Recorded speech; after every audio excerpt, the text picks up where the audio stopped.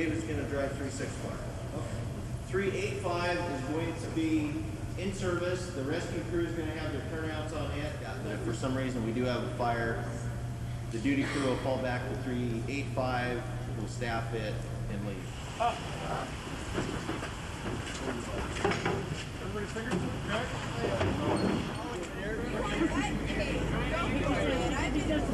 I've been there. I've been there several times. Many times. Hi, Miss King. How you doing?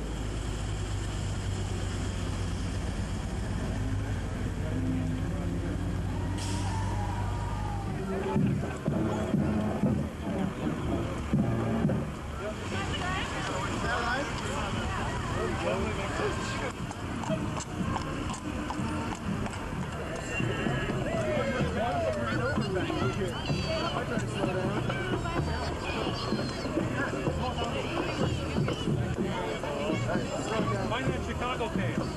What's that?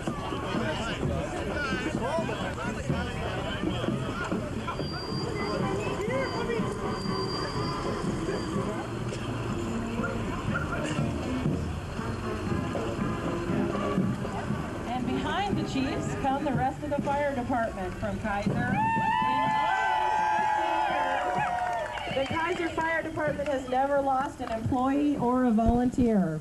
The whole department, including 18 career staff, 45 volunteers, and 19 explorers, is honored to be remembered and recognized for this 50-year achievement. Besides our present and former fire chiefs and all the current staff of the Keizer Fire Department, we're also joined by this morning by over 30 former volunteers who have come back to celebrate the 50-year event with Keizer Fire Department. Good morning, folks.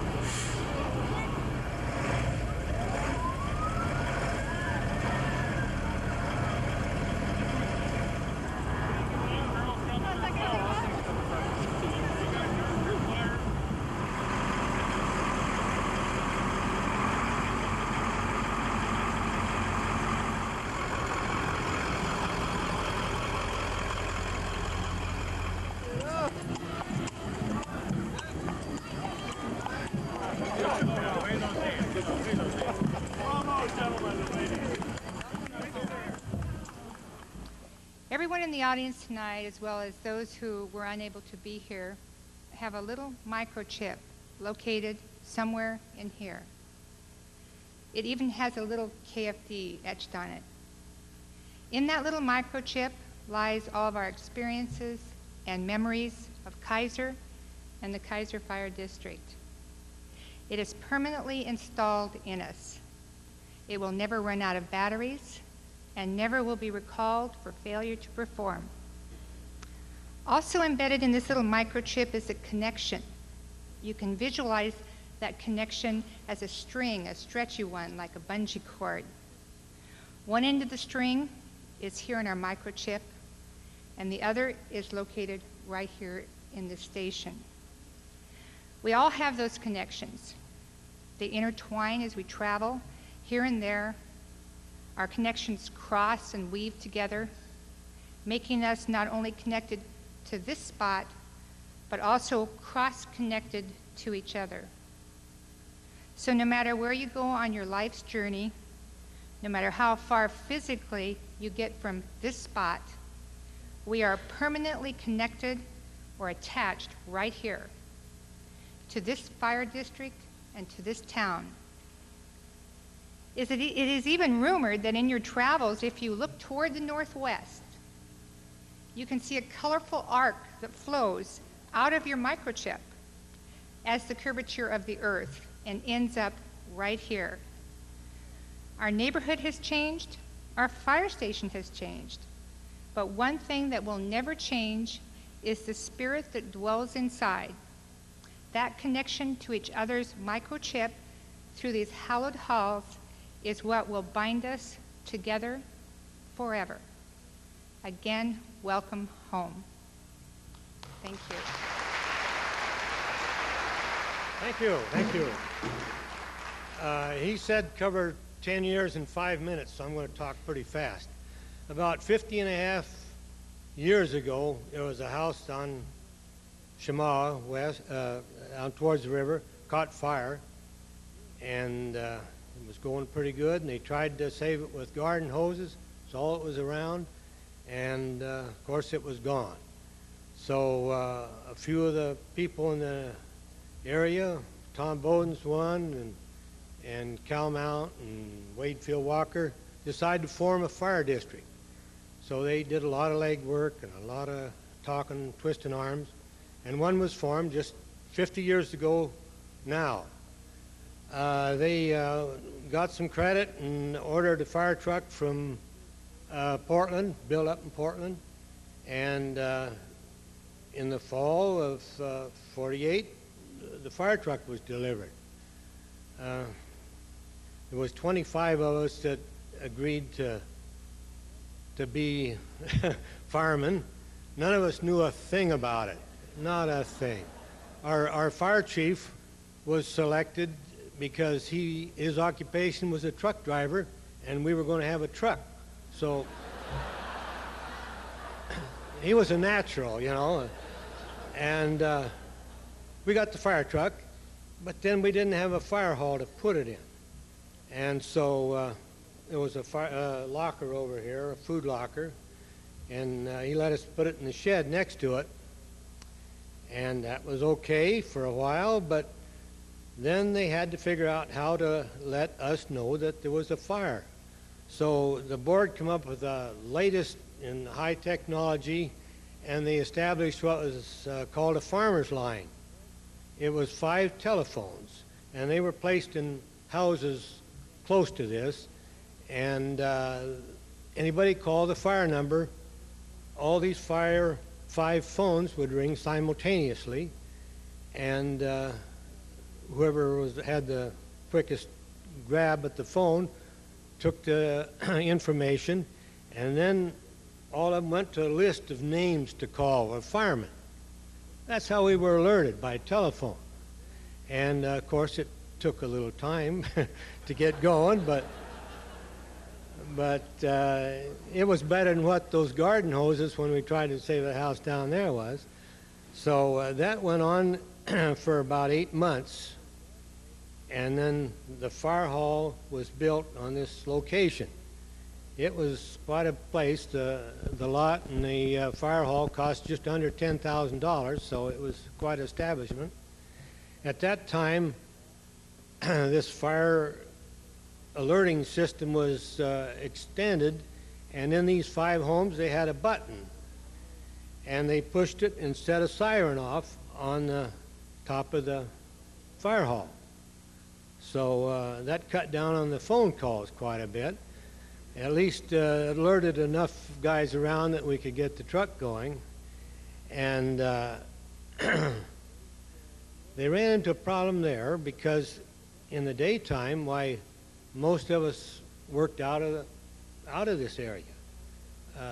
Had jobs maybe in Salem or elsewhere. So we set up a little campaign on the street right over here to get some guys that live close. They come up with Otis Anderson was one. He had a cleaning shop over here. Olin Brown was another one. He had a feed shop, a feed store. There was a hardware store over there, and a locker plant was across the way. And they'd push this button, set the siren off, and then all hell would break loose. Otis would throw open the back door of his place, and he'd come running across this field. Usually had a dog or 2 barking in his heels, you know, and the other guys come. One of them had a bicycle and would come pedaling through through the street, down the walks, everything, and that's the way that was answered then. It was several years before we finally hooked up with Salem, and through their dispatch, they'd push the button down here. But they still had to run over there from their establishments and answer the alarm. We had a second fire chief by that time. First one didn't work out as well as hoped. He wasn't too good a truck driver, I guess. This second one was, he was a state policeman. And I think he didn't know anything about firefighting either. He wasn't a bit smarter than we were as far as that went. And I think he was selected because he was kind of a disciplinarian. We called him Iron Pants. And he was a little tough.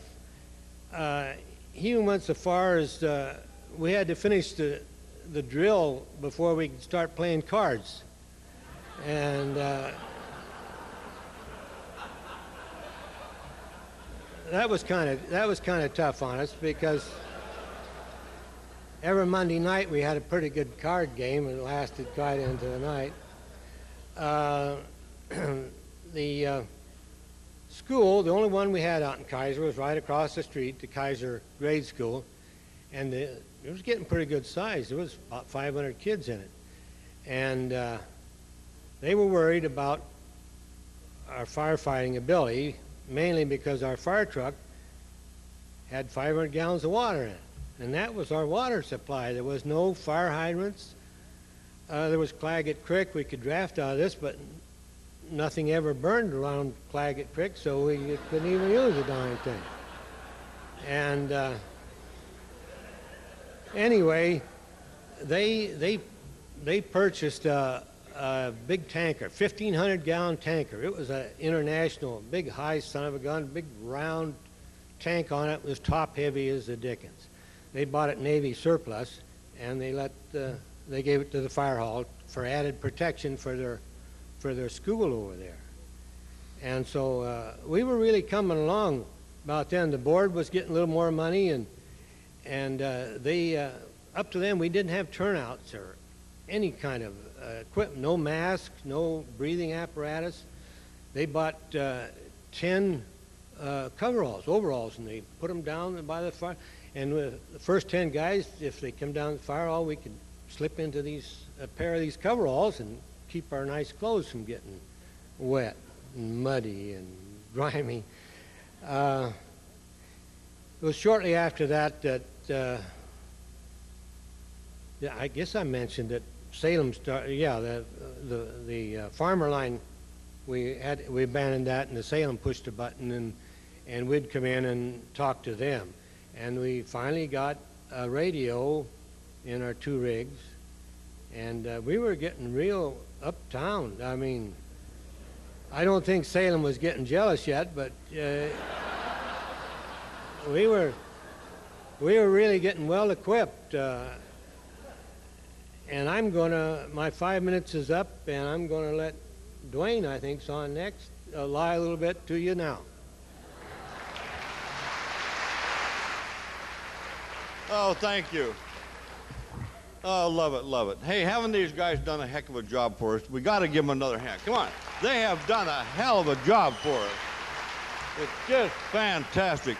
They have put a lot of work in this thing. There. You got me? I can hear myself now. Listen, before I get into anything I've written notes on, I think we ought to do this more often. You know, we have not ever gotten together in the past 50 years, all the volunteers. And I think it's really vital that we do that. And we should talk to these guys about maybe doing it more often at least, maybe every 5 years or whatever it might take. So anyway, we can give that some thought. Notes. I don't know why I'm nervous, but here I am. Now, I'm not going to use any dirty words, but I want to read you a nice poem, and I've done it for 1,000 years. It's still springtime, and this is called Ode to Spring, and a lot of you have heard this. The sun was shining brightly. I could hardly wait to ponder at my window and gazed at my estate.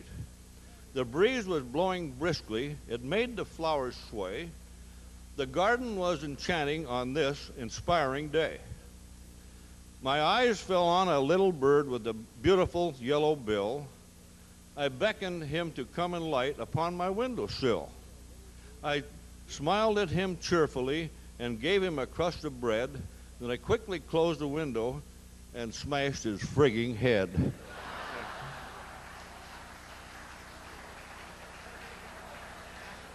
That's only one of my favorite poems. The other one's about Christmas. And I'm not going to read it. I have to laugh at myself. God.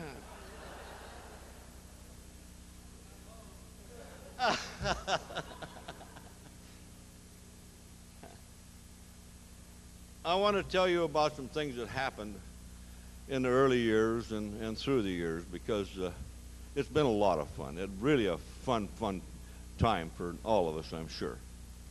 But I can remember back way early in the time when we had a prune dryer down on River Road, just north of where the where the Burger King is now. They're about where the carpet shop is down there.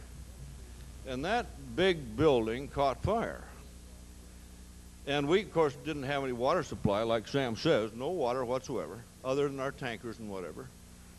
And so we got the trucks down there, and my dad was on at that time, on the fire department, he and me. And so we all got down there, and we were fighting fire like crazy with our high-pressure lines and whatever. And Dad, for some reason or another, woke up late, and he rushed down there, and Jim was there too. He rushed down there and slid into on the grass and smashed right into an apple tree. Just smashed the hell out of his car. A big V. He got out of the car and he said, "God, I didn't see that tree." And then that summer, I think, was about the same time, we had a grass fire up by our old garage up there by Sandy's garage, and they were baling hay, and the hay caught fire. Well, Dad got excited again. He was coming from town back out the shop, got so excited, and he slid right into a bale of hay, and he said, "Well, I didn't see that one either," he said. So, yeah.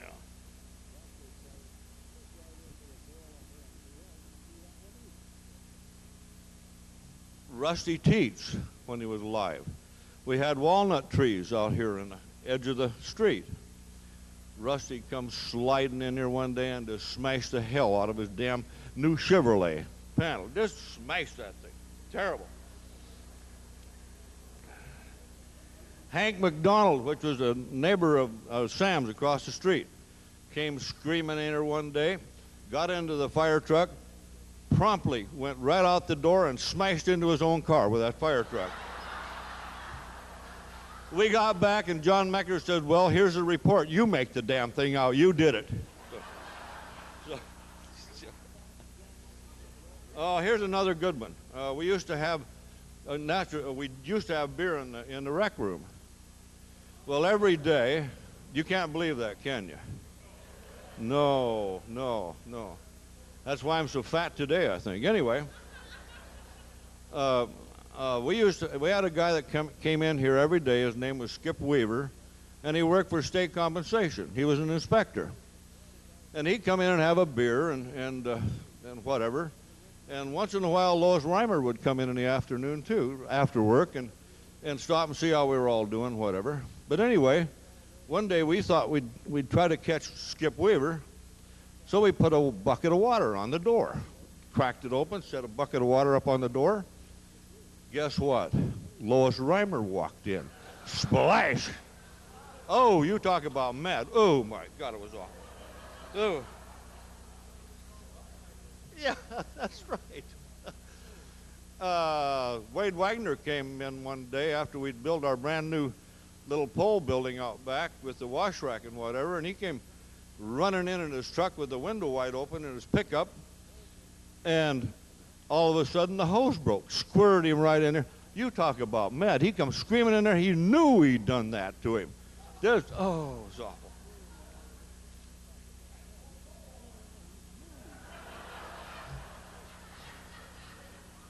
Well, I'm right, aren't I, Wade? Hell, I can't read my own writing. I got to tell something about myself. One day, right after I was chief, became chief, we had a pretty bad house fire down on Evans Street. So I rode shotgun on the second rig out, and I thought, well, you know, they called for water. So I said, we got down. We were going down Cummings Lane, and lo and behold, they called for water, and I laid a double lay down the middle of Cummings, and the fire was over on Evans Street. Now, that's kind of embarrassing, I'll tell you. No. I think I'll quit. Thank you.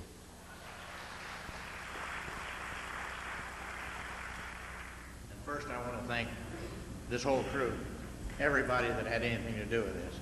This has just been fantastic. And one thing that I want to kind of warn you about, Dave, is it's just a good thing that this wasn't a few years ago with this bell, because I don't think you could anchor it anywhere without somebody coming in and stealing it.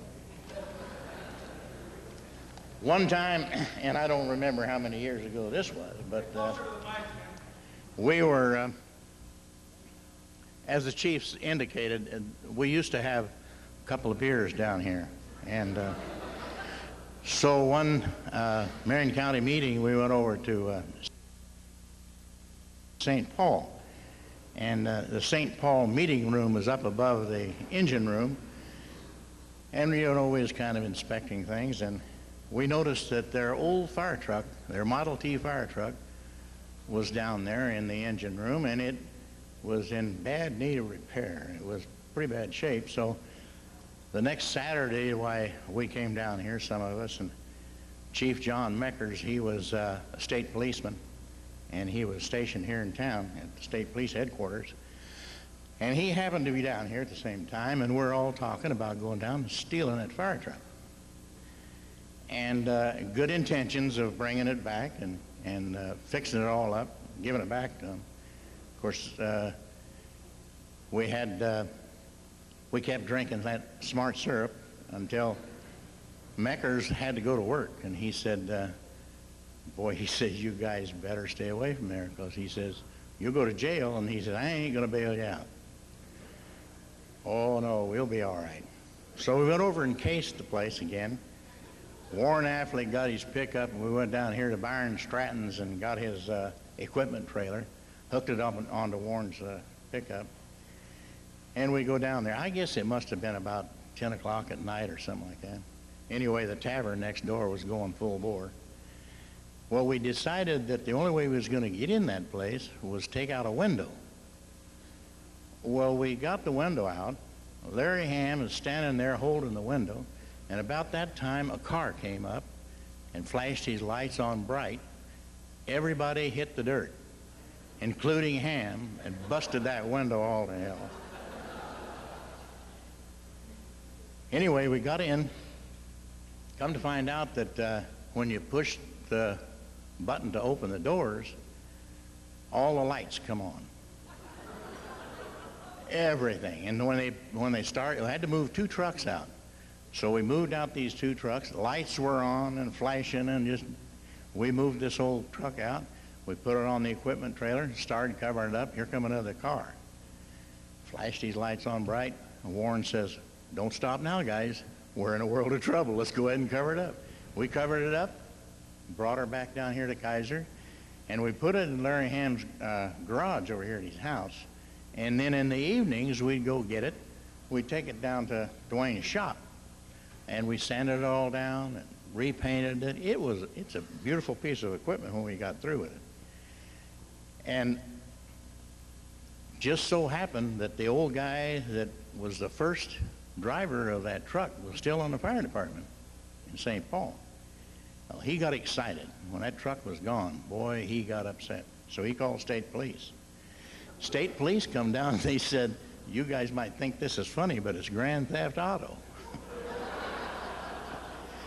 Well, with Meckers out there trying to help us out, why, we got it all straightened out. And then we took the fire truck down to the conference at Coos Bay, and we gave it back to the department there. But if it was in those days, that bell wouldn't last overnight. It'd be in somebody's fire station. We had a lot of fun like that. The same thing happened with our hose cart. Our old hose cart was adopted as a symbol of this fire department. Well, right after that, it disappeared. And we'd get a postcard from Holland or France, Germany, showing a picture of the old hose cart in front of some place over there, you know, like the Eiffel Tower or something else. And we don't know where in the hell it went, but we finally ended up with it back at Coos Bay again. And in those days, we really had a heck of a lot of fun. The chief, I got to, he's been around him for as long as I have been. Why, there's a lot of things that have gone on. At one time, you guys probably don't know it. He's from Kalispell, Montana, you know, and really, he likes to be a farmer. He wanted to be a farmer. And so one time the grass got kind of high around his place, so he got a goat. And the goat bit him, so then he got rid of that. Then he got a couple of burros. He named one of them John and one of them Bernie for the chief and assistant chief. So he's standing talking to one of his neighbors up there at his house, and he's wrapped the halter around the old that he had hooked up to John, and John got tired of the damn conversation, so he took off down the driveway, and Dwayne still got gravel in his elbow from that old burro dragging him down there. That's the first time that an ass ever drug the chief.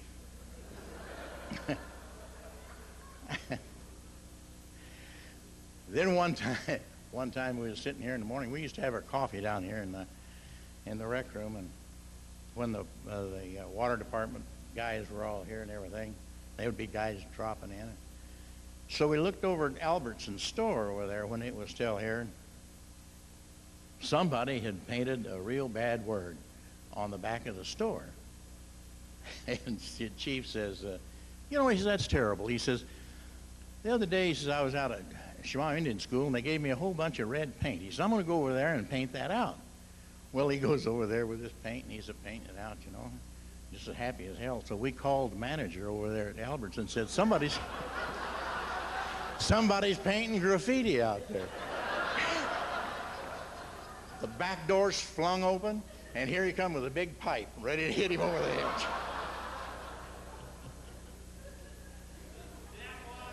edge. Almost lost him right there.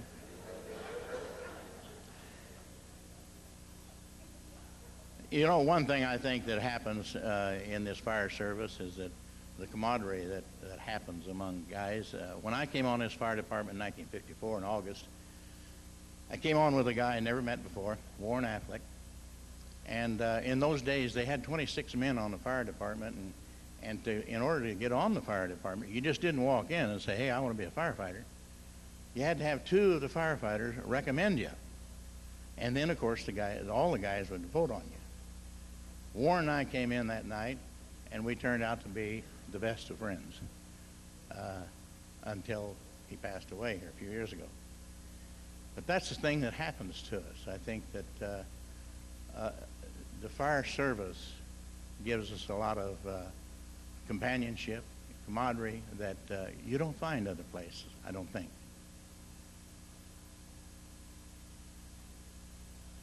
Sam was talking about some of these fires. One time, he got up in a little hurry, night, slipped on his turnouts, come down here and got in this fire. He was on the floor. One of his appendages fell out onto the hot glass.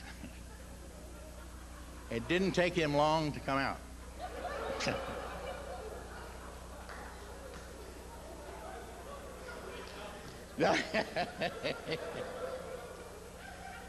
Sam thought he'd lost everything right there.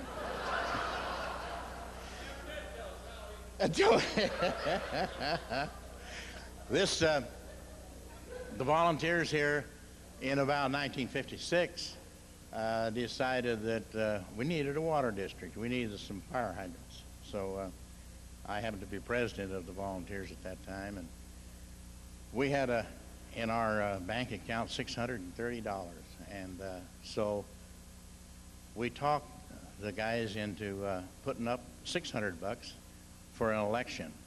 And of course, people that were trying to get the water district going said, well, if the election fails, of course, you're going to lose $600. But if it doesn't, why then we'll pay your money back. You'll be okay. Well, luckily, it went through. I was one of the first commissioners on that new water system, new water district.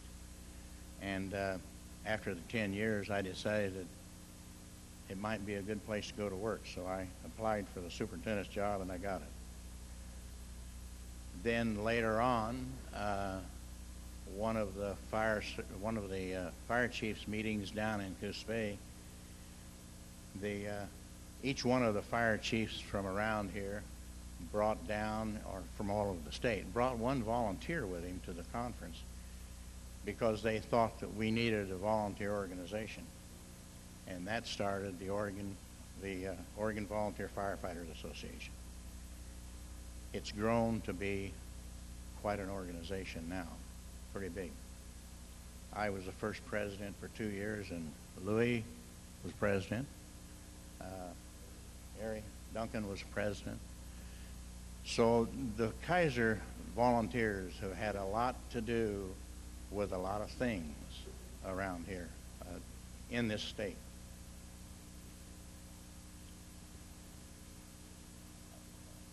We used to, when a fireman had a fire, it cost him a keg of beer.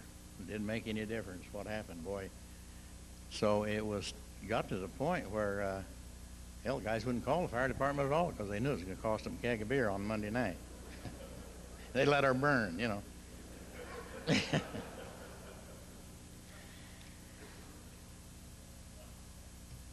One time, I got a new pickup for the water department. We went to lunch, Chief and I, and somebody else was with us, I think. Harry, maybe. Anyway, Chief lights up a cigarette on the way back, and I says, hey, this is a brand new pickup. I ain't going to have no smoking in this thing. So he says, well, hell, you don't need this. Then he grabbed the ashtray and threw it out the window right in the middle of the river.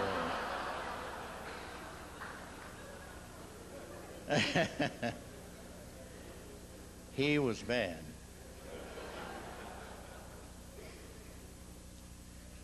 Well, other than that, I guess that, Dave, you don't have to give me the hook. I'll slide out of here. Thanks a lot.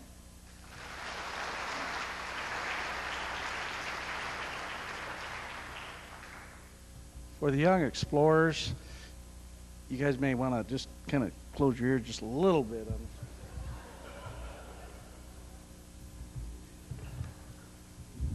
There's been a lot of inference that I might be profane.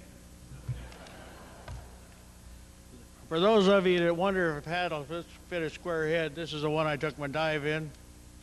I'll wear it tonight because I may take another dive. You never know. Well, I got pretty serious about the research I did. I went in and I picked up the minutes from 78 to 88 from the board. They didn't do a hell of a lot those 10 years. It was really kind of strange digging through there. They minutes when Kellamount kept them were about 2 to 3 paragraphs and a sign-off. And then for a couple of years, Stutzman took minutes, and he did a pretty good job of filling up the pages. But then, I forget what year it was, but Wickman took over. And he recorded hiccups, burps.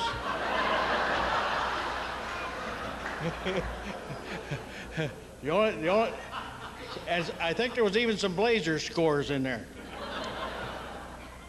The one thing I did want to do was, I had a little piece of poetry I was going to do, but 210 years ago, our community brought forth the fire department. We're all part of it. So thanks for being here. It was good enough for Abraham, it was good enough for me. We had people begin employment at our station on March 14th, 1978. That was people that were going to make a career out of it. They were actually working here. And the first thing they had to decide was what the fringe benefits were going to be. And that's pre-union. People began on a 30-year open house on May 5, 6, and 7 of 1978. And the year I was president of the OVFA was 1978. And we had the very first OVFA volunteer firefighter conference separated from the chiefs in Hood River. And I called on an old friend of mine, now deceased, to organize that thing and put it together. And it was an excellent conference, and Bishop Leipzig was one of the last ones he was to. For those of you who don't know who Bishop Leipzig was, he was our fire chaplain for the state of Oregon. In October of 78, the sheriff set up a substation here. He took a little room and had their on-duty sheriffs do their paperwork and everything in our station here. The first EMS van was ordered on the 5th of April, 1979. And I think Arnie wrecked that one, didn't he? Or was that John?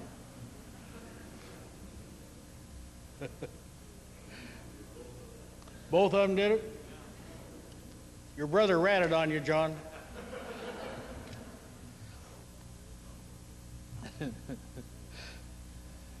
The budget for the 79-80 year, which was voted on in early 79, was $204,628. And to give you a comparison as to what has happened at this station, Chief, what is their one coming up? 1.8 mil. So we've come a long ways, and we've done a lot of things for a city that's a lot bigger now than it was. Rotary donation came for Lucas tool, I believe it was, that they gave us money for disassembly of vehicles with people trapped in them. And that was our first real machine for taking a car apart. We had a lot of fun with that thing. We found out that cars really weren't all there cracked up. There was not much protection there. The Stag Banquet in 1979 cost $541.50. That'll tell you what kind of records Cal kept. I don't know what they cost last year, but it was substantially more than that. Of course, we used to drink a lot of booze at them too, you know, and we don't even do that anymore. We have steak and milk and cookies these days.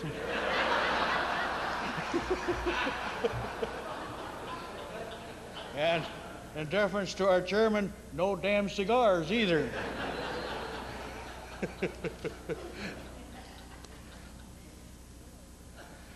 In 79 early, on the end of 79, Willamette Ambulance, Val Anderson decided he was going to close the doors on his ambulance shop down here, and we were immediately forced to go into the ambulance business. Not transporting, but the basics life support. 1980, on January 8th, for $1, we sold the piece of ground that the Water District built their new pump and building on. And that turned into quite a hassle later when we got ready to build this building, because they didn't want to give it back.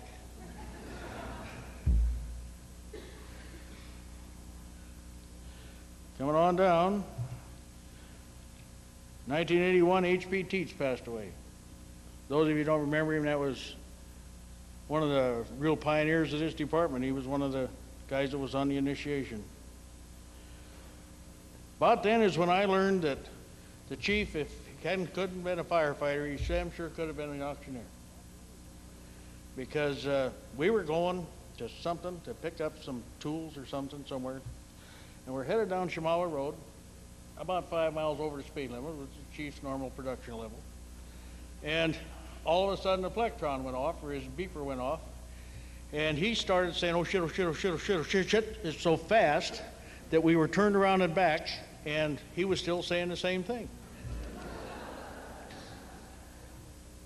Annual budget for that year, $448,511. But there's a reason. We bought a ladder truck that year.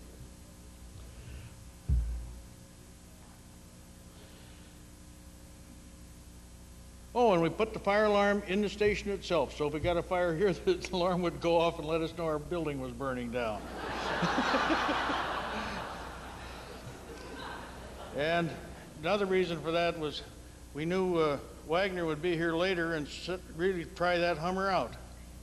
Each time he cranked up the popcorn machine, the alarm went off. They gave us $1,000 for the Sweetheart Banquet in 1982. In March of 1982, we bought our second vehicle. We had a station wagon and a van.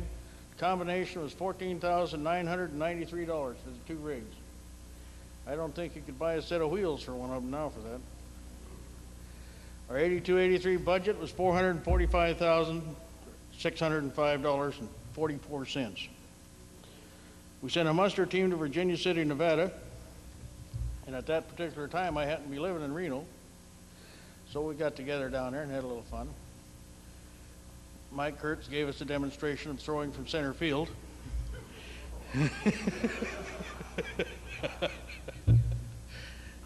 Fine arm that lad's got. We rebuilt the kitchen in the old fire station that year as well for a grand total, counting the remodeling of the boardroom, of $23,103. And 2.5 years ago, we just threw that whole thing in a truck and hauled it off. Affluence is great, isn't it? We replaced our ladder truck, and it cost us $160,000 to buy the new truck. We also raised the bay doors because the new truck wouldn't come through them. So we had to enlarge our front doors. Our budget for 83-84 was $625,838. Arnie became a bat chief in July of that year.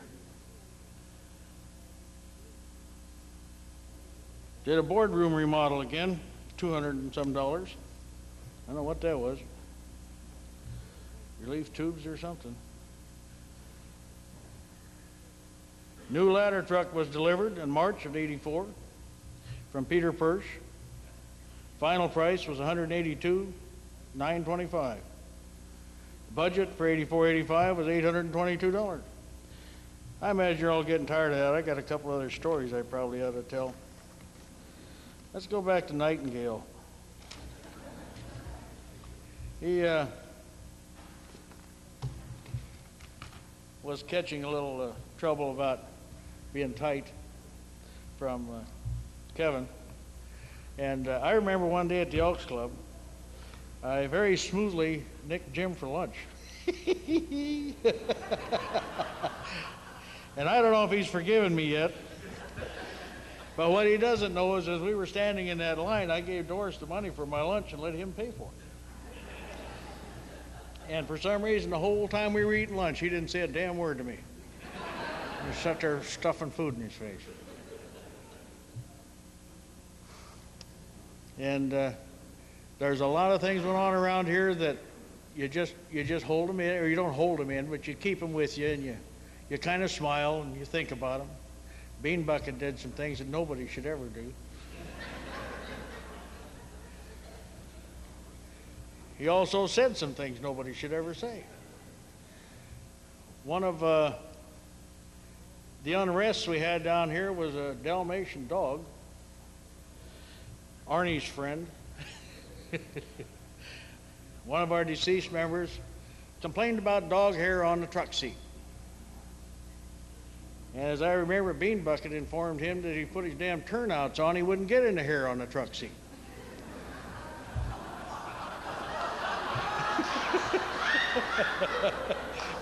For those of you who don't know who Bean Bucket is, stand up so they know who you are, Les.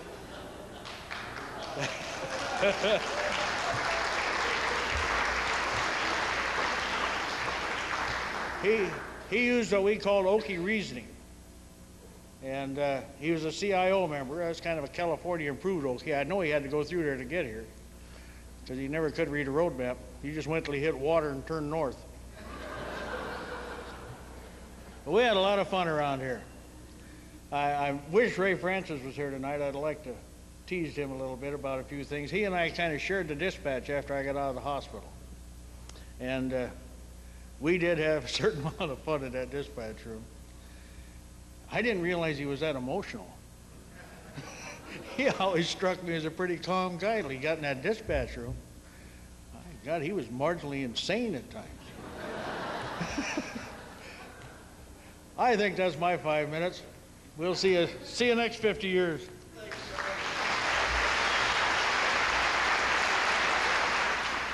Well, Dave came to me a couple of weeks ago and he says, would you mind speaking for, a few minutes from the years 1988 to 1998? And I said, well, okay, I can do that. I can, say a few things. And he said, by the way, he says, Sam Orcutt's going to be speaking ahead of you.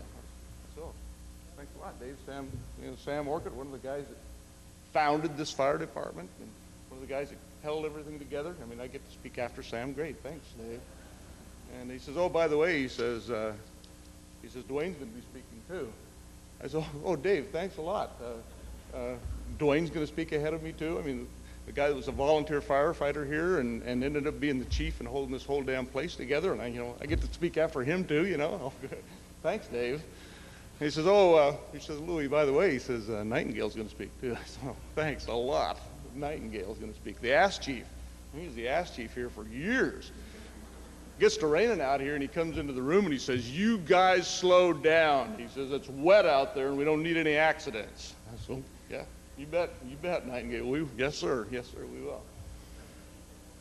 And then Bauer says, oh yeah, by the way, Charlie Bergeson's going to speak too. I said, Dave, the only guy on this fire department that ever wanted to fly off of a ladder truck is going to speak ahead of me too? I said, Dave, thanks a lot. And by now, everything that I was going to say, I mean, it's already been said. So anyway, well. And after all of that, he couldn't get anybody else but me to do this, so here I am. So anyway, thanks, Dave, a lot. Nothing really has happened over the last 10 years anyway. Look at this building. What a beautiful building that we have. And after working for years out of the old building, and like a couple of them said, we've shared that old building with the water department for years. We shared it with the sheriff's department for years. It was a maze of hallways, a maze of offices. People at Keizer, and we were proud enough to get the money to build a new fire station, and that's just wonderful. That's probably the best thing that's happened the last 10 years. And look at the equipment that we've got. I am so proud of the equipment that we've got. I go to other stations around the state of Oregon, and I've seen some stations outside the state of Oregon. And we've got some of the finest equipment around. I mean, you look at our newest engine 365, engine 375, even engine 385. We've got some of the finest equipment out there. And it's because of the taxpayers here in Keizer, as well as the board that has spent our money very, very wisely, and we can thank them for the new fire station and the equipment that we've got. We thank the board for that, and the citizens of Keizer also. I have seen us go from a very, very good volunteer fire department with a paid fire chief, Dwayne Sanford, to a very, very good combination fire department. We've got 13, 15 career people here, 40-some volunteers, 20-some explorers that are working their way up. We've got a very, very good department. We work very, very well together. When I joined the fire department way back in 1968, that's what we were. We were a fire department. What was EMS? We didn't know what EMS was. What's EMS? Hey, when the thing went off, we went to a fire, fire. Thanks to television and programs like Emergency, we got into the EMS business. We started rolling an engine. I'm going back a little farther than 10 years here, but we started rolling an engine on EMSs with Val Adamson's Willamette ambulance out of Salem. And over the years, we've revolved, and now we run a 24-hour-a-day ambulance right out of this fire station, 24 hours a day. We have changed our fire insurance rating from a class 4 just last year, from a class 4 to a class 2 fire insurance rating. That's pretty good if you don't know. I mean, you probably don't know, but it's pretty darn good. It's pretty damn, yeah. There are only 2 departments in the state of Oregon that have volunteers that have a class 2 rating, and that's us and Dallas. The only 2 departments in the state of Oregon with volunteers that have a class 2 rating, and that's your fire insurance rating.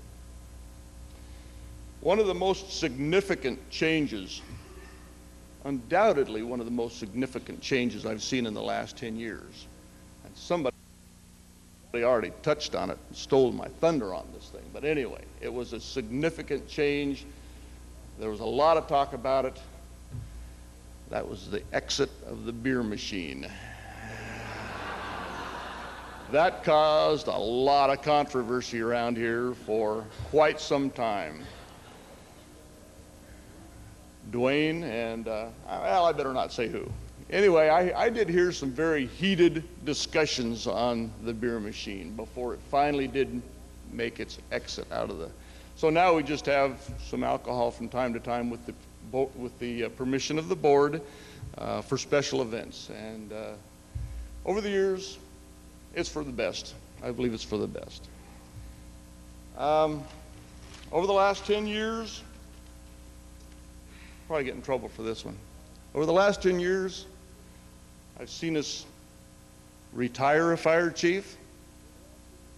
I've seen us fire a fire chief. And I've seen us hire our current fire chief. I've seen us retire a training officer,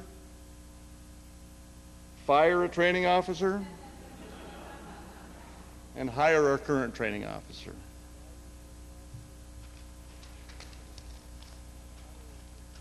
One of the biggest fires that I ever went on, and I'm not going to talk about the Marion Hotel fire because that was the biggest fire I ever went on, but that goes back into the 70s. And several of you people in this room were there, I think. I know Les Chapman was there. But I'm not going to talk about it because it goes way back. But one of the most spectacular fires I ever went on was right over here at the Fortune Cookie restaurant. That was a pretty big fire. Kevin Wickman had a pretty big loss on that fire. I think he was a duty officer then. That was a pretty big fire. I remember one of the things that stands out in my mind on that fire that night was I was in that inside of that restaurant with Randy Jackson. We were having a great time. We were squirting water. There was fire everywhere. And we were squirting water we were having a great time in there, squirting water. You don't get that many fires anymore, you know. And we were squirting water to beat heck. And squirt water up in the ceiling, and all of a sudden, I'll tell you, there was a ball of fire came out of there. We had hit the electrical circuit or some darn thing, and there was a ball of fire came out of there. We quit squirting water. In fact, we went outside and changed our shorts, I think. I don't remember. Anyway, we did a pretty good job on that. That ended up being a parking lot, so. See you, Robert. See you, Michelle. And see you also. We've had a lot of apartment house fires over the years. We tried to burn down Forest Green Apartments a couple of times, and unfortunately we weren't successful. It's still there. For those that you don't know, that's the ones down on Plymouth Avenue. Yeah, we tried to burn it down. We tried to burn them down a couple of times. Wherever Joel is, he tried to save it that one time, I know, wherever he is. One of the apartment house fires I remember is down in back of that Shell station. Those apartments, I can't remember what street that is, those apartments in back of that Shell station anyway, it came in as an apartment house fire there. And I think I was on the second engine, or maybe the ladder truck, I don't know. I never made the first engine for a lot of years, but anyway, come to find out that it was in a second story room, second-story apartment, and it was burning. It was burning pretty good.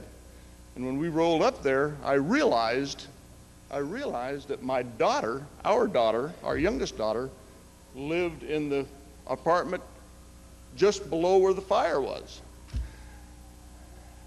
You should have never, we did a great salvage job. We didn't fight any fire. We just took all the salvage covers in and covered up all their stuff. They didn't lose nothing. We got the fire out, but they didn't lose much, I'll tell you. We did a lot of salvage on that one real fast. Oh, I could go way back when we had the apartment house fires back here behind the fortune cookie, and Jim Trett pulled those people out of there.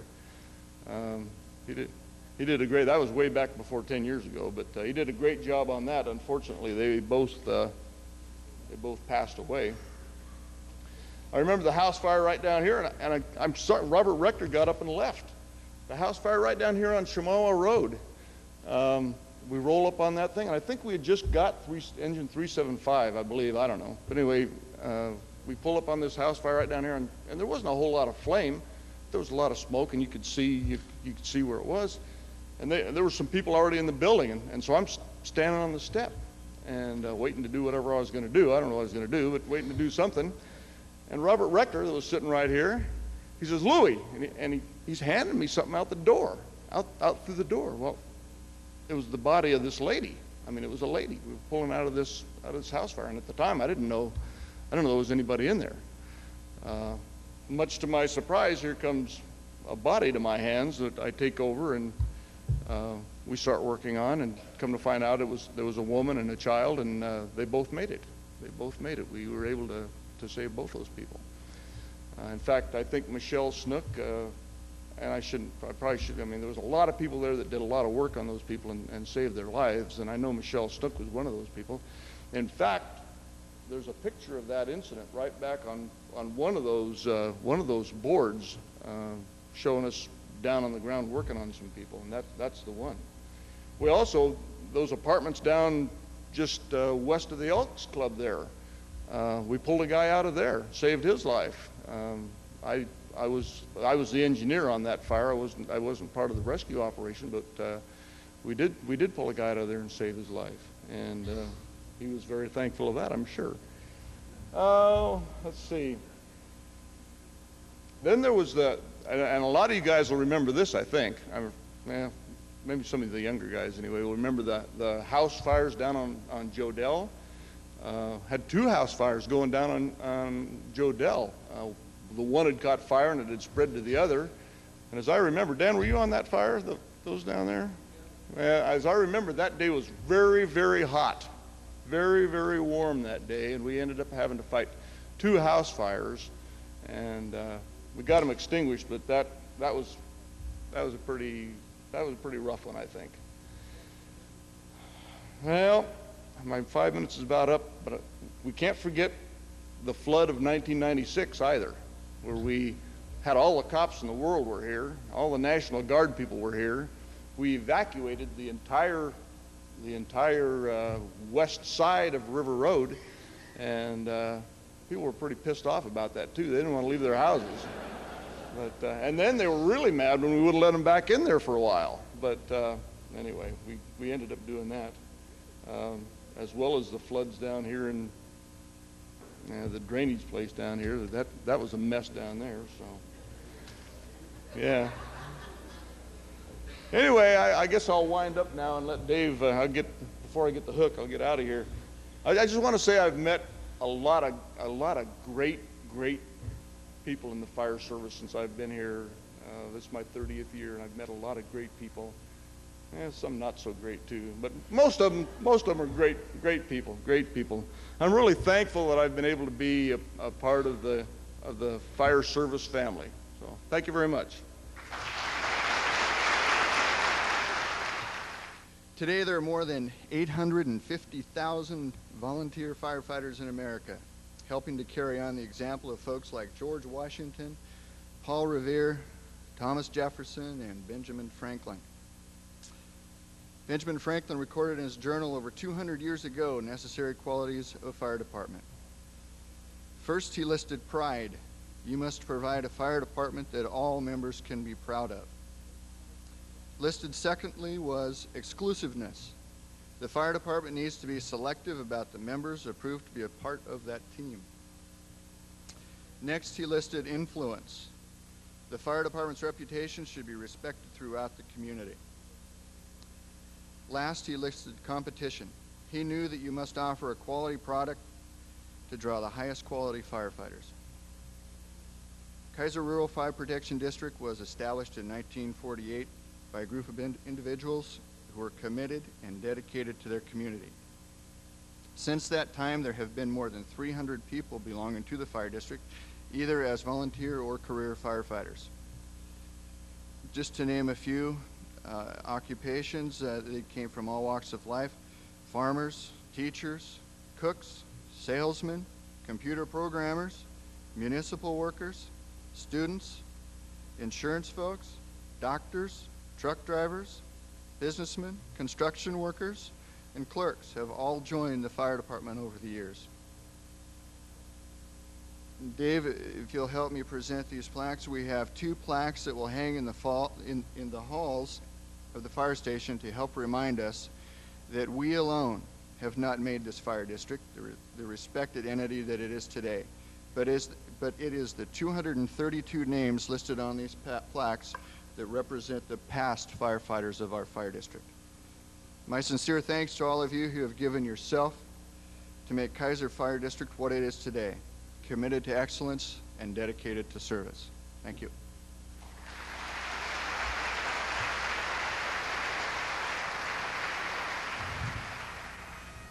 This part of the program is going to be dedicated to honor our deceased firefighters. It's tradition in the fire service to read their names and to ring a bell in their honor.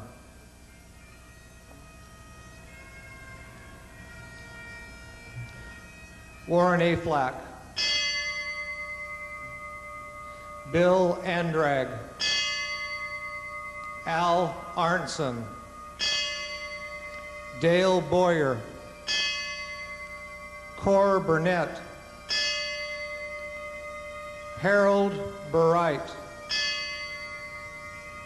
John Sinkany, Lee Dyer, Ray Farmer, Wayne Fields,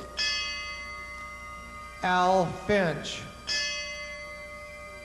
Ted Golly,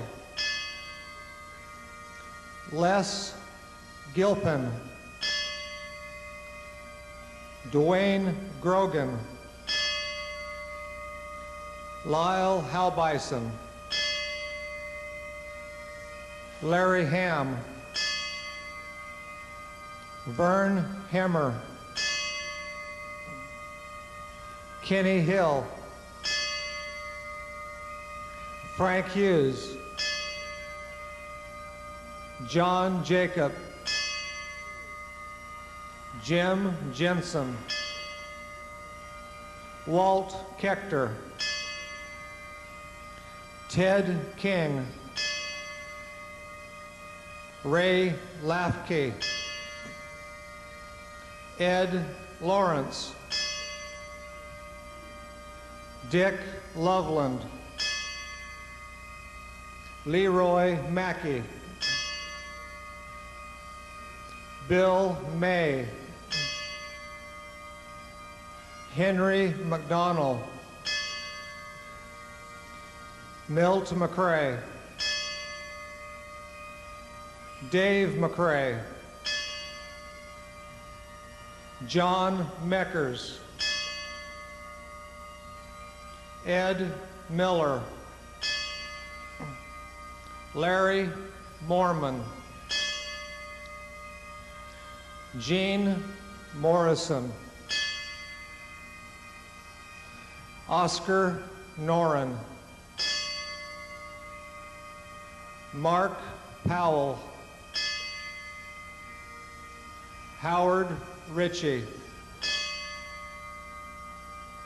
Walt Robinson, Jim Sanford, Shorty Sawbucker. Wayne Statz. Shannon Stern. Bob Stutzman. H.P. Rusty Teets. Ray Thies. Gene Wareheim. Roy Wilson. Sam Wolf. Paul Young.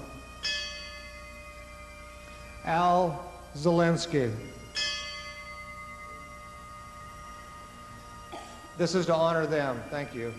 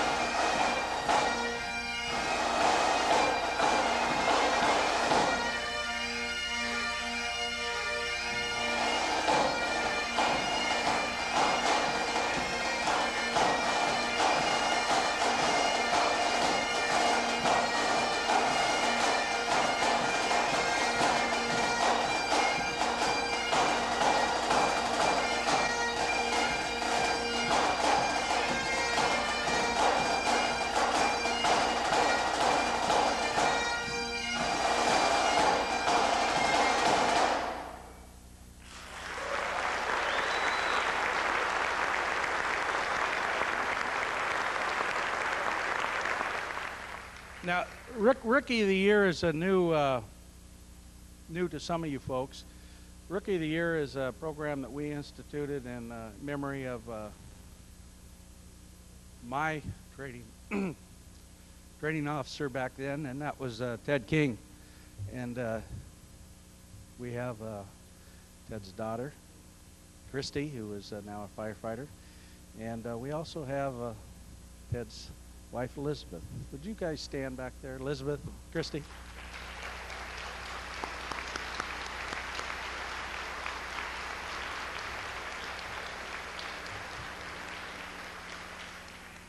Anyway, we established a Rookie of the Year program in Ted's honor, and Ryan was the recipient this year, and he's got some words and presentations. Ryan? Thank you. Good evening. Tonight I stand before you and I see many faces of past and present firefighters, and I feel privileged to stand in front of you guys tonight and to talk to you. So I'd like to personally thank you all for serving your time spent. You served at the fire department and the time you are spending now. But before I present the Rookies of the Year, I'd like to recognize a group of people here tonight that probably deserve more than just a thank you. And so if I could have all the spouses of all the past and present firefighters to please stand at this time.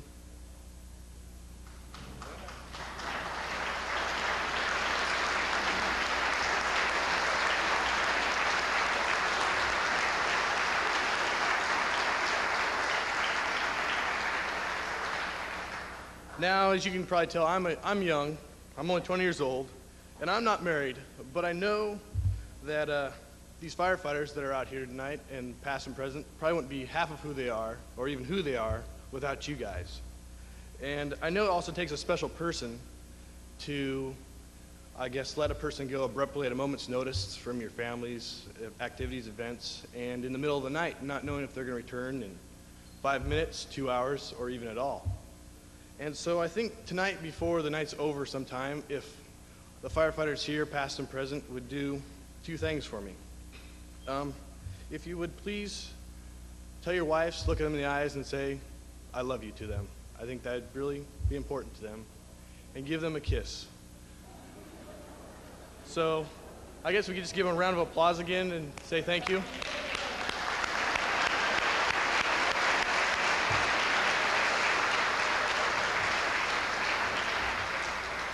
As Captain Bauer said, that the history of the Rookie of the Year Award was in honor of Ted King, and Chrissy is here tonight, and I think that her father would be very proud of her also, that she followed in his footsteps.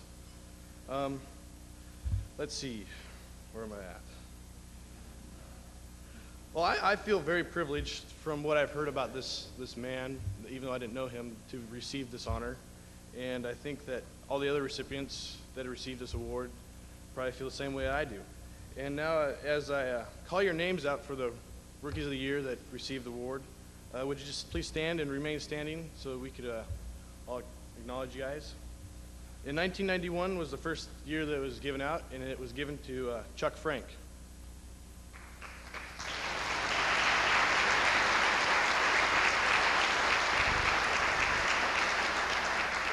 In 1992 is Rob Kissler, sorry, excuse me.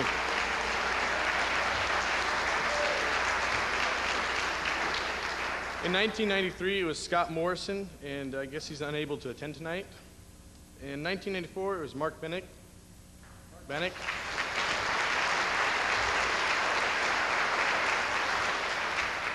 In 1995 it was Randy Jackson.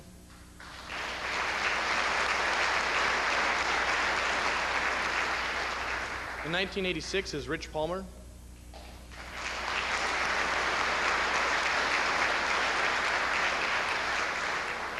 In 1997, I guess they were feeling kind of lucky, they gave it to 2 people, Dave Meyer and Rod Conway.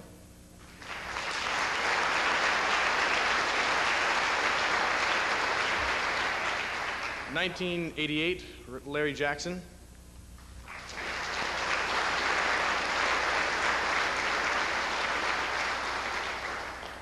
1990, Tom Parent, and he's unable to make it tonight also.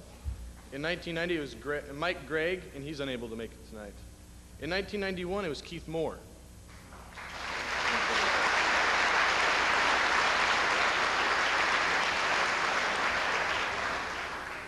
In 1992, it was Michelle Snook.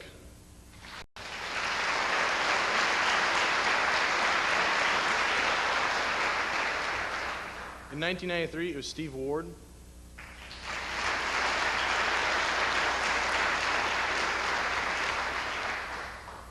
In 1990, what did I say? Oh, I skipped. I screwed up. In 93 was Steve Ward. In 1994 was Jay Havel.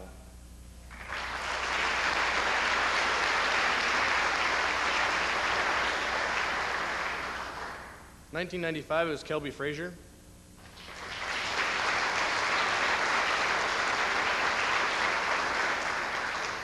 In 1996 it was Doug Brown.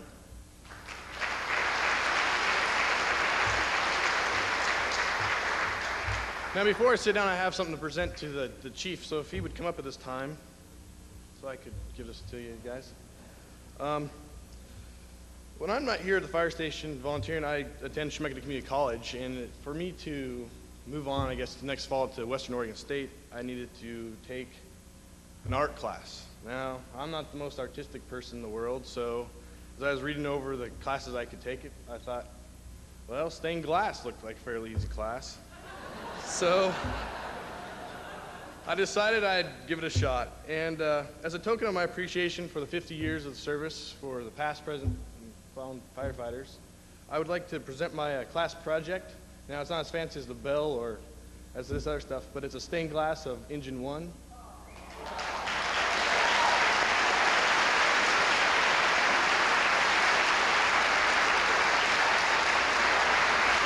I just hope that it would be put someplace where the sunlight can shine through it and people can come in and see it.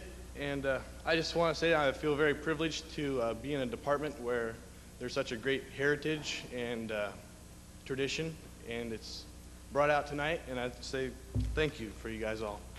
Good evening. It is my great honor to present you tonight the Keizer Fire District Firefighters of the Year. This award was first given in 1957 and has grown to include over 40 firefighters. It is one of the most cherished among firefighters, as many may go a lifetime and never obtain it. The Firefighter of the Year is only awarded once a year to that person who has stood out, shined just a little more than the rest, and maybe just not for the past year, but maybe for the past 5, 10, 15, or even 20 years. This award may not be given to the strongest or biggest of firefighters, but to those individuals who went the extra mile and gave the extra effort. Maybe they stayed late to wash a forgotten rig, or who was on the first aid engine at an all-night fire and volunteered to be on the last one to come back.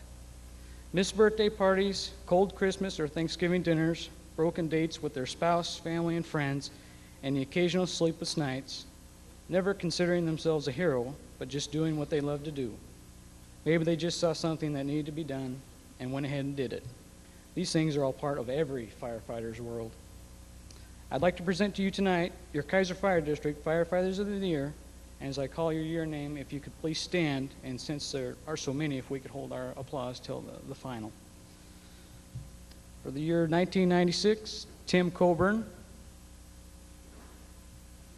1995, Vicki Coburn. 1994, Jim Trett.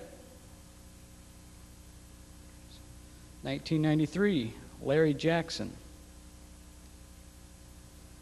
1992, David Meyer. 1991, Rich Palmer. 1990, Rod Conway. The 1989 Firefighter of the Year, Scott Morrison, was unable to be here tonight. 1988, Kevin Wickman. 1987, Greg Frank. 1986, Sandra Morrison was also unable to be here this evening. 1985, Tim Ham. 1984, Mel Ray was also unable to attend this evening. 1983, Dave Bauer. 1982, Gary Whalen. 1981, Mike Kurtz. 1980, Dan Woolley. 1979, Wally Mole. 1978, Joe Edgell. 1977, Chuck Bergerson. 1976, Bob Wickman. 1975, Ray Francis was unable to attend this evening. 1974, Bob Miller. 1973, Louis Priest. 1972, Otis Anderson. 1971, Jesse Villarreal. 1970, Arnie Voland. 1969, Sam Orcutt. The 1968 Firefighter of the Year, James Sanford, is deceased. 1967, Les Chapman. 1966, Harry Duncan. 1965, Edward Miller is also deceased. 1964, Warren Affleck is also deceased. 1963, Ray Thies is deceased. 1962, Don Boatwright. And the 1961 Firefighter of the Year, and the only firefighter to ever receive this award twice, Sam Orcutt again. 1960, Bernie Snook, who I believe is unable to be here tonight. 1959, Jim Nightingale.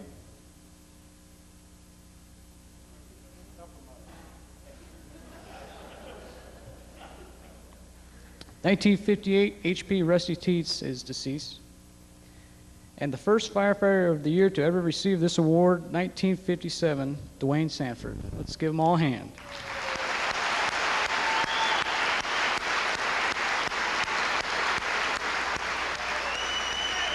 Oh, Dwayne, you didn't have to do that. Okay, all right.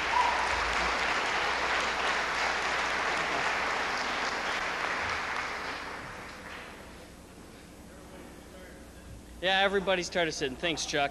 You know, I'll be glad when you are off the board of directors.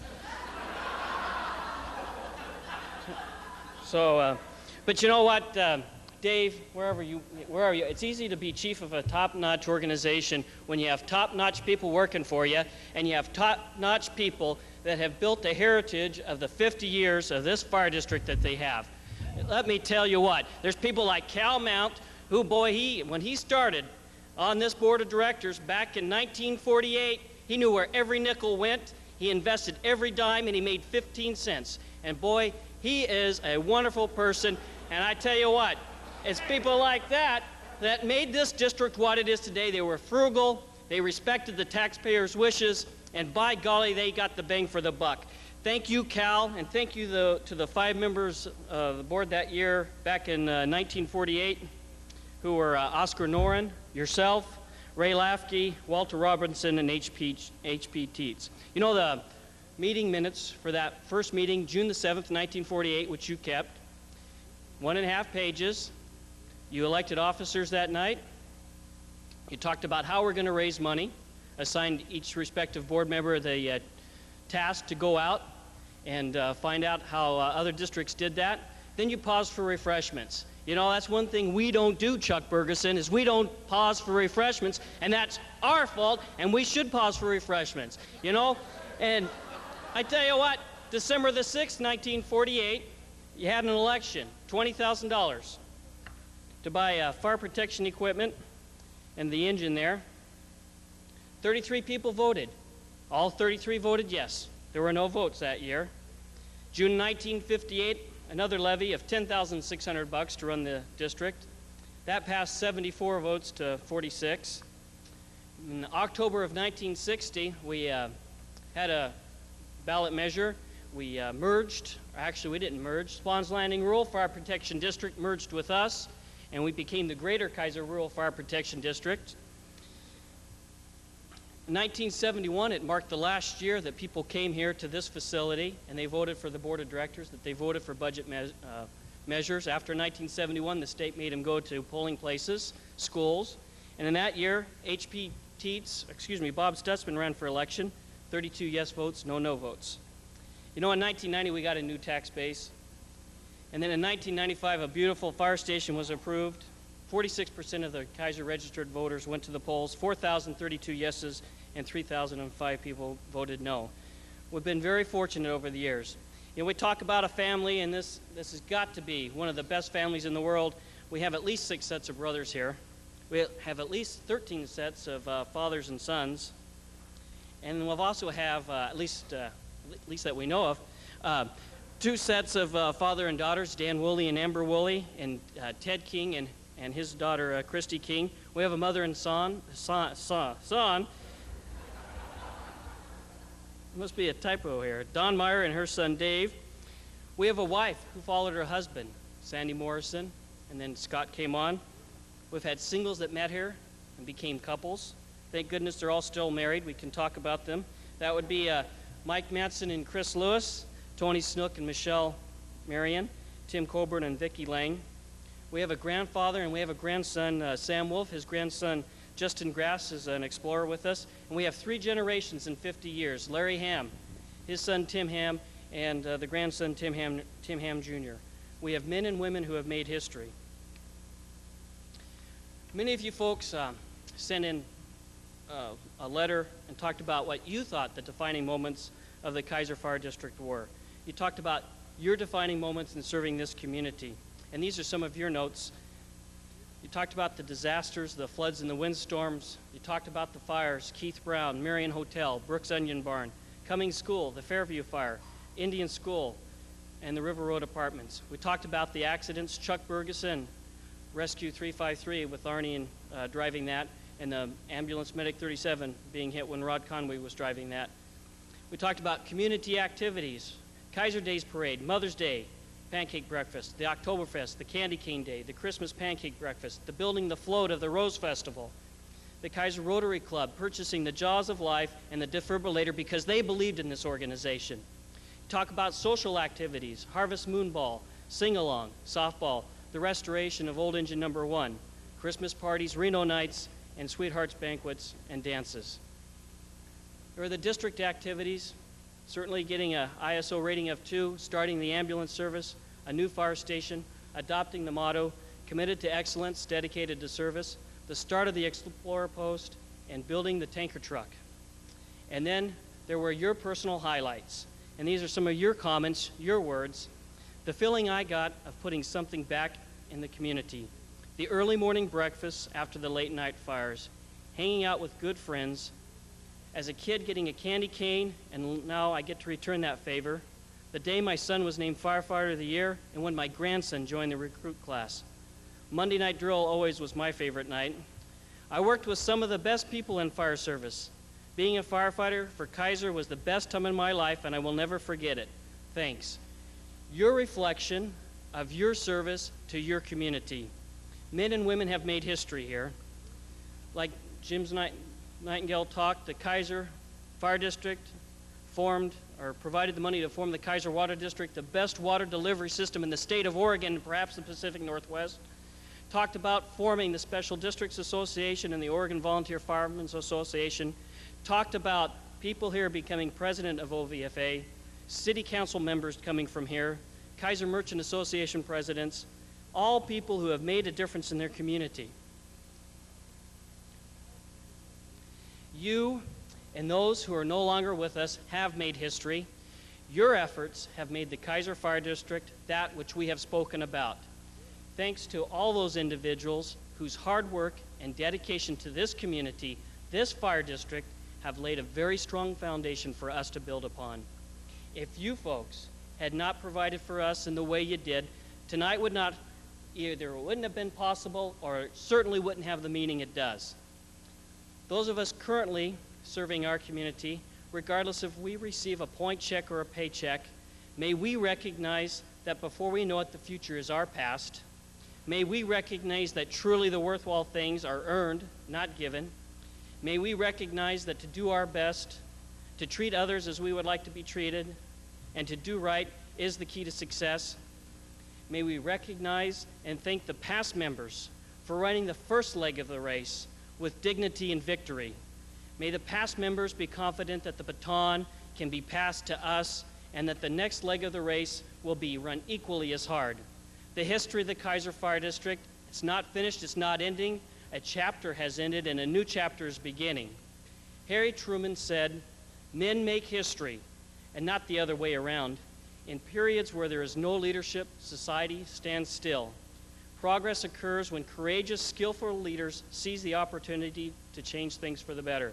As we leave tonight, let there be no doubt we will continue to make history.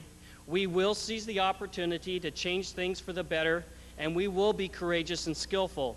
For we all are members of the Keizer Rural Fire Protection District and will share a common legacy forever. Thank you and good night.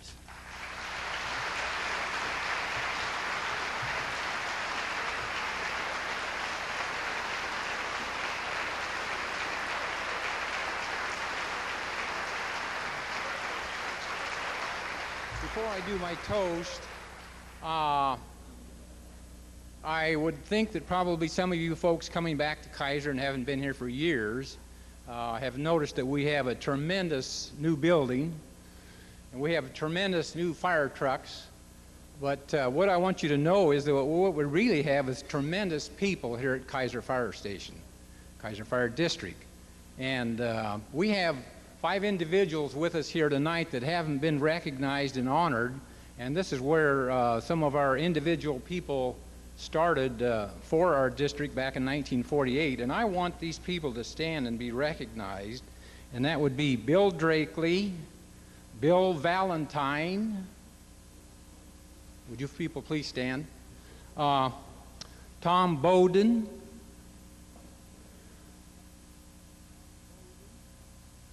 Sam Orcutt, and Otis Anderson. Let's give these folks a hand. They are our first original firefighters.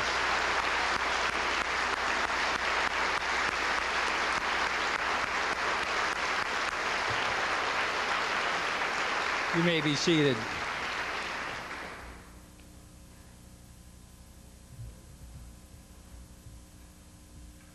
So my toast would be starting with these 5 individuals, and then, of course, carrying on with the next 300 firefighters that have come and gone through Keizer Fire Station, and right up to our volunteers, our medics, and our staff who are going to take us into our next 50 years with their commitment to excellence and their dedication to service of their community and their fire station. So here we are.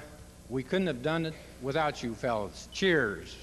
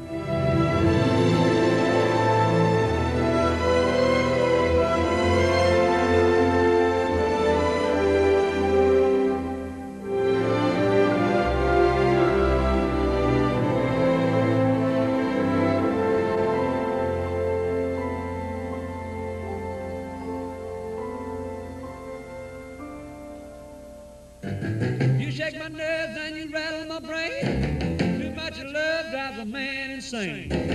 You broke my will, but what a thrill. Goodness gracious, great balls of fire. I let you love what I thought it was funny.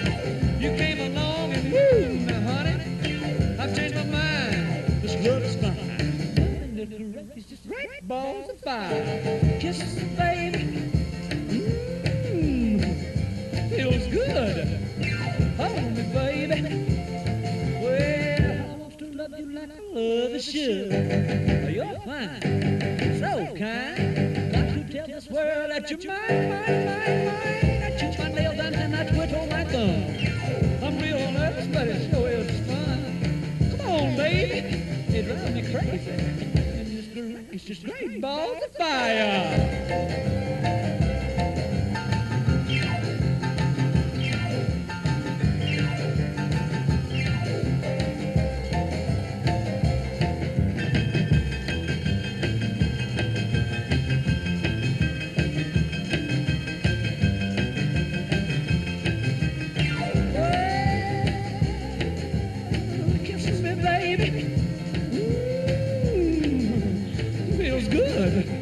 Hold me, baby.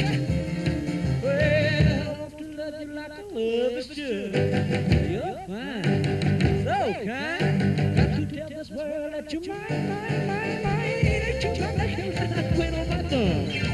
Real nervous, but it sure is fun. Come on, baby, drive me crazy. Goodness gracious, great balls of fire.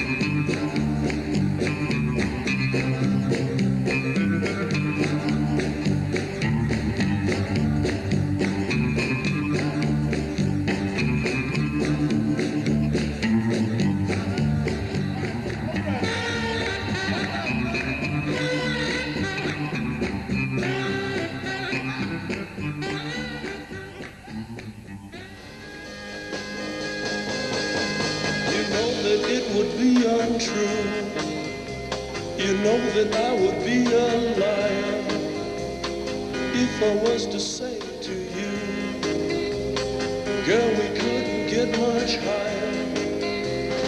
Come on, baby, light my fire. Come on, baby, light my fire. Try to set the night on fire. The time to hesitate is through. No time to wallow in the mire. Try now, we can only lose, and our love become a funeral pyre. Come on, baby, light my fire. Come on, baby, light my fire. Try to set the night on fire.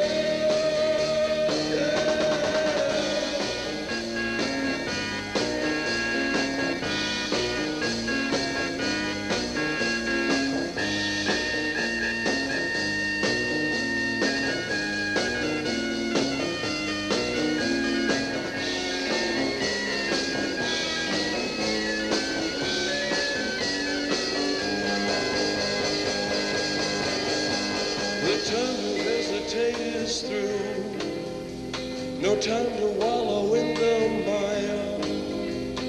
Try now, we can only lose, and our love become a funeral pyre. Come on, baby, light my fire. Come on, baby, light my fire. Try to set the night on fire. Yeah. You know that it would be untrue. You know that I would be a liar if I was to say to you, girl, we couldn't get much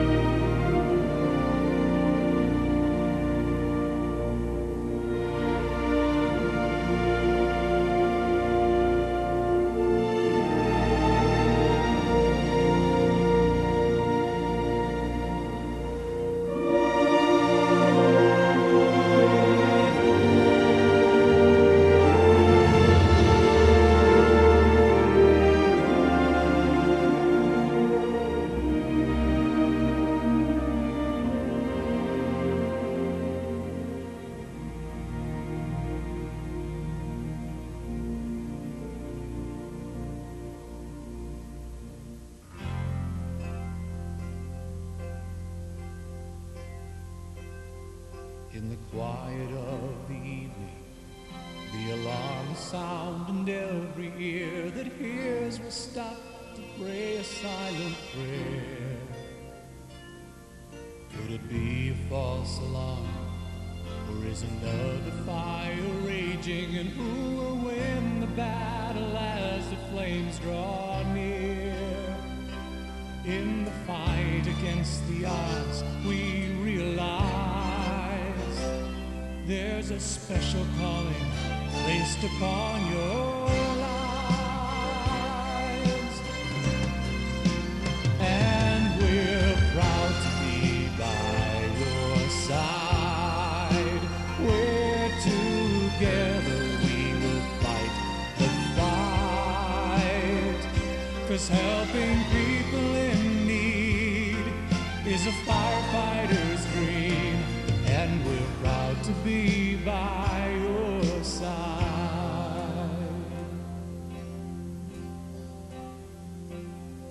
It's another nameless morning, and the call goes out a warning. There's a precious life that's hanging by a thread. So you rush with hearts a-pounding, knowing every moment's counting, if they'll ever see their family again. In the fight against the odds, we realize there's a special calling placed upon your lives. And we're proud to be by your side.